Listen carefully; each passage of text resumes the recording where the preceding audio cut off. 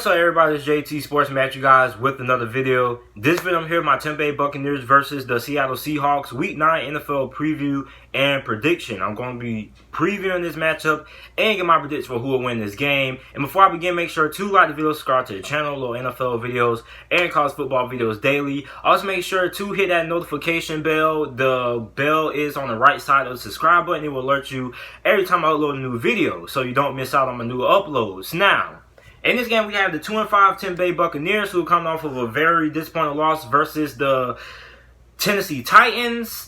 And a game that we saw Jameis Winston doing Jameis Winston-like things, turning the football over. And the Seattle Seahawks are coming off of a win versus the Atlanta Falcons, and they are 6-2 on the year. And Seattle needs to win this game because they're trying to keep pace with the San Francisco 49ers for that AFC West crown. So this is a game that they have to win. And Tampa Bay just really needs to win this game, and they're just trying to get back into the playoff picture because Jameis Winston, I said this last week, basically Jameis Winston is a turnover machine.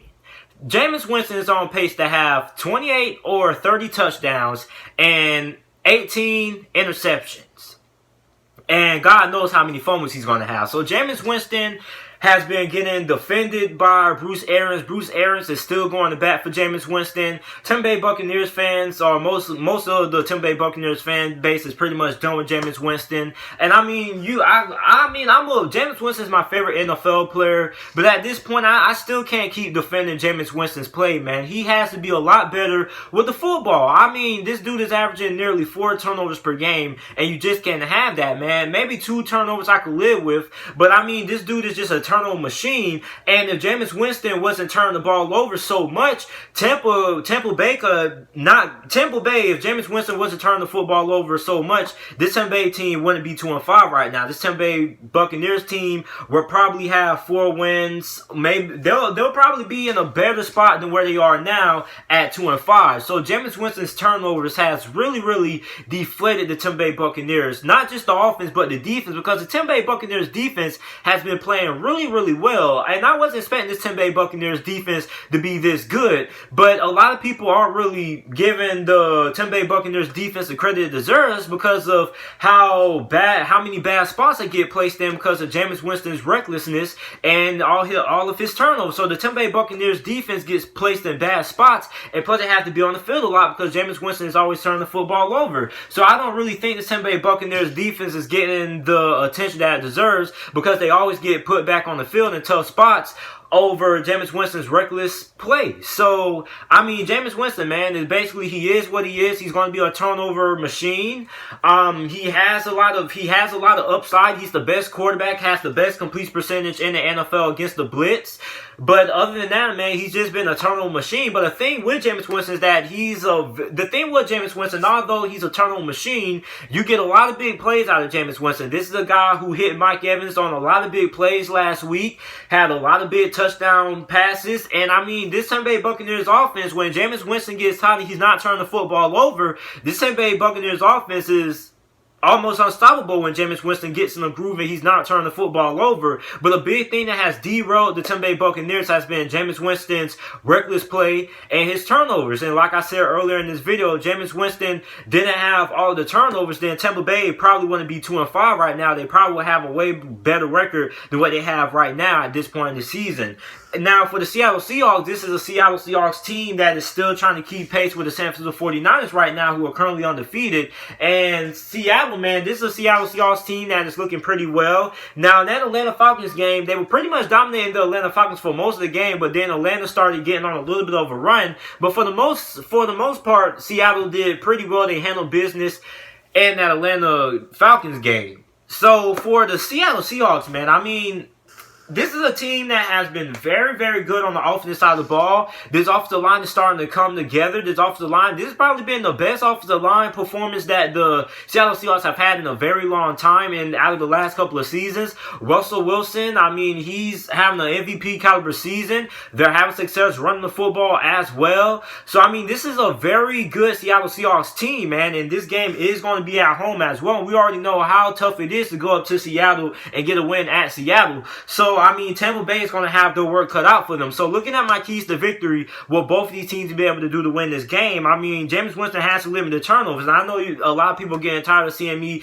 put this up for my keys to the game, but I mean, you have to, because I mean, if Jameis Winston isn't turning the football over, then his offense is really, really good. And I mean, we see it at times when Jameis Winston gets hot, when Jameis Winston gets going, he gets going, man. This offense is almost unstoppable to stop when Jameis Winston gets hot. But the reason why this offense loses so much momentum is because of Jameis Winston's turnovers. So Jameis Winston is able to limit the turnovers. Not only is Tampa Bay going to be better on the offensive side of the ball because they're not giving up possessions, but they're also going to help out the defense because the defense is really, really good, but the defense is getting put in bad position. Like they have drives starting out at their own 40, and like it's really hard when your back is against the wall and you get put on the field at time after time.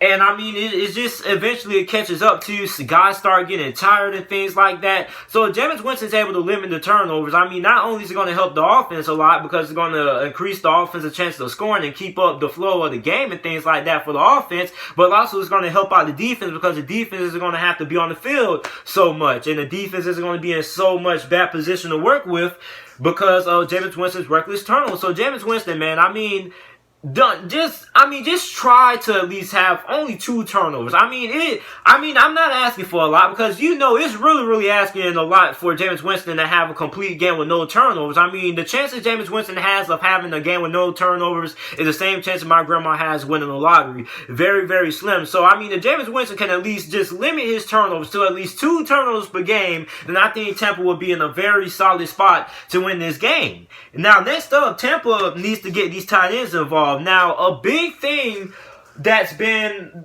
the big knock on Byron Leftwich is his inability to get these tight ends involved. You got Cameron Bate and you got O.J. Howard, and he's not really finding ways to get these guys involved. Now, I think for the most part, Brian Leftwich has been a pretty good offensive coordinator for Tampa Bay, other than his inability to really get these tight ends going. And this is a Seattle Seahawks team that's second in the NFL and yards allowed to tight ends. They're allowing tight ends to catch 46 out of 67 of their targeted passes, and they also allow 468 receiving yards to tight end, and they're allowing 71 yards per game to tight ends. So, I mean, this is a Seattle Seahawks team that is giving up a lot of yards to opposing teams' tight ends.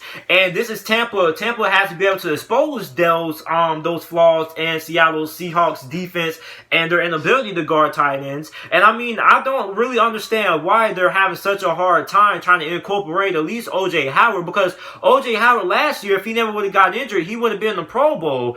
And Bruce Arians' offense, Bruce Arians has a deep vertical offense. He likes to push the ball downfield. You think O.J. Howard will have a way better season than what he's having so far, man. So I'm really not understanding.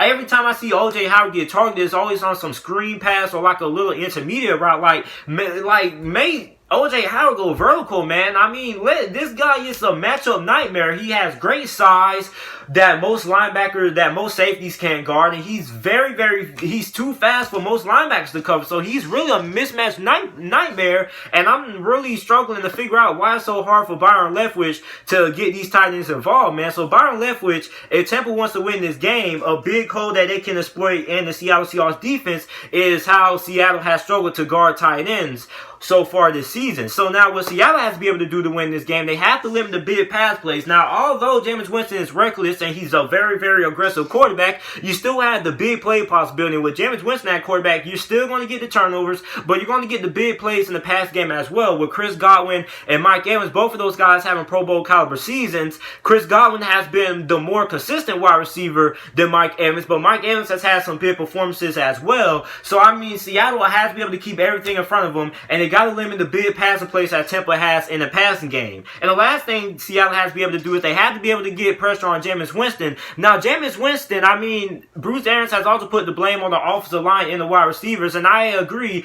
the offensive line does deserve a little bit of the blame for Jameis Winston's turnovers, because the offensive line over the last couple of weeks has been getting beat a lot by opposing teams' defensive line. So, I mean, if Seattle's able to get pressure on Jameis Winston, you have a good chance of forcing him to make an interception, throw an interception, or forcing him to fumble the football. So, if Seattle's able to get pressure on Jameis Winston in this game, they have a good chance of winning this game. So, the team now I'm going with to win this game, I'm going with the Seattle Seahawks. I mean, I love Jameis Winston. I love Tampa. But, I mean, you just can't trust Jameis Winston to hold on to the football, man. He's just too reckless with the football, and I don't trust him. So, I think Seattle wins this game 28. No, actually, I think this game is going to be pretty high scoring. I think Seattle wins this game 34-28 because I think Tampa's offense is going to put up a lot of points, and I think Seattle's going to put up a lot of points. But I think at the end of the day, Seattle wins this game because Jameis Winston is going to have some turnovers that affect the outcome of this game. That's going to put the defense in that position. And also, this game is going to be on the road. It's going to be at home in Seattle. And Seattle's a very tough team to beat at Seattle. So I'm going with Seattle to win this game. So let me know who you guys think ends up winning this game down in the comment section down below. Make sure to like the video, subscribe to the channel for more NFL videos and college football videos. And thanks for watching.